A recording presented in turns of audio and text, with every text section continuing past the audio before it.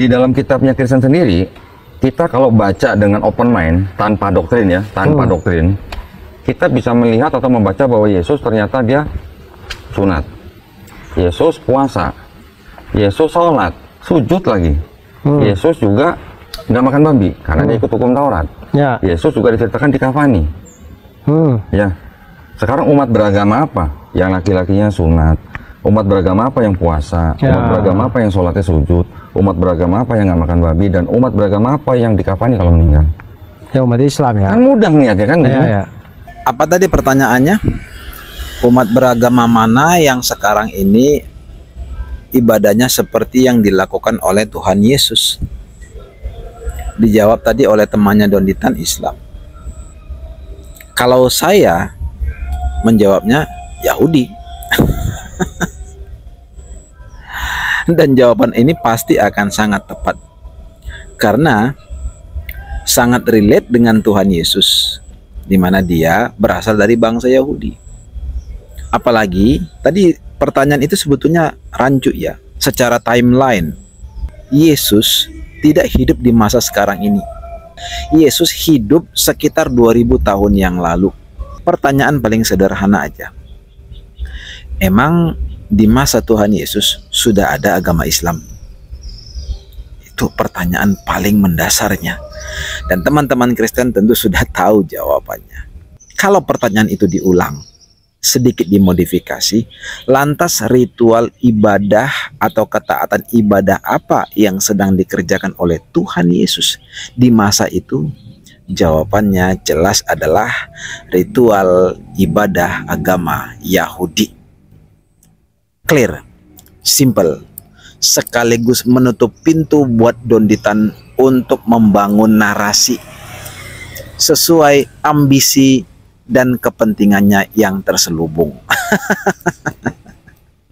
Kalau gini kok, misalnya orang bilang, ya wajar lah kan, Yesus itu kan orang Yahudi. Itu mungkin budayanya Yahudi gitu. Makanya dia laksanakan. Kita bilang budaya Yahudi atau tradisi Yahudi. Ya. Berarti ini kan mundur lagi sampai ke zaman Musa.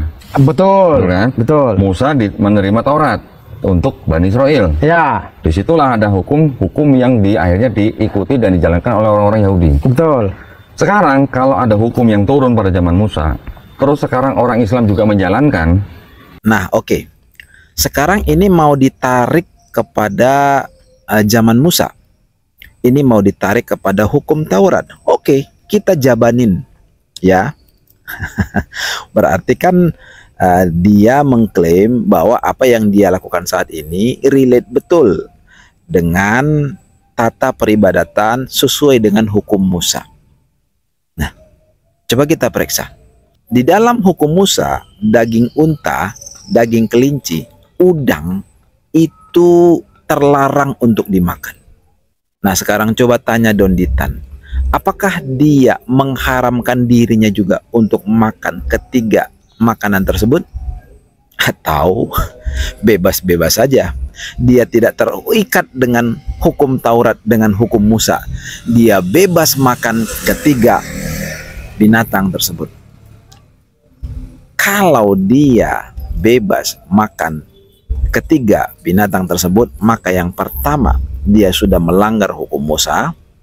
Dan atas dasar itu saya mau katakan, kalau kamu di satu sisi coba-coba mengklaim apa yang kamu lakukan sesuai dengan hukum Musa, sementara di sisi yang lain ada hal yang kamu langgar, menurut hukum Musa kamu tidak layak dianggap sebagai orang yang taat hukum. Jelas itu ya. Karena di satu sisi ada yang kamu klaim, berhubung yang kamu lakukan itu mirip seperti yang ada di dalam hukum Musa, tetapi di sisi lain ada yang kamu tidak mau tunduk dan turut kepada hukum Musa. Nah, ini namanya bukan orang benar. Ini bukan orang taat. Jadi begini, kalau kamu bukan orang yang taat benar dengan hukum Musa, dengan hukum Taurat, saya mau katakan, nggak usah deh ngomong-ngomong tentang hukum Taurat, sok-sokan mendekat-dekatkan diri, menghubung-hubungkan diri dengan hukum Taurat Musa. Nggak usah. Budaya kan punya rasa malu. gitu. Karena ketika diulas dan ketahuan ya, tebang pilihmu, ketahuan bahwa kamu bukan orang taat terhadap hukum Taurat atau hukum Musa, itu malu-maluin namanya ya, muka tembok gitu ya. Jadi nggak usah ngomong tentang hukum Taurat atau hukum Musa kalau kamu bukan adalah orang yang berkomitmen penuh terhadap hukum tersebut.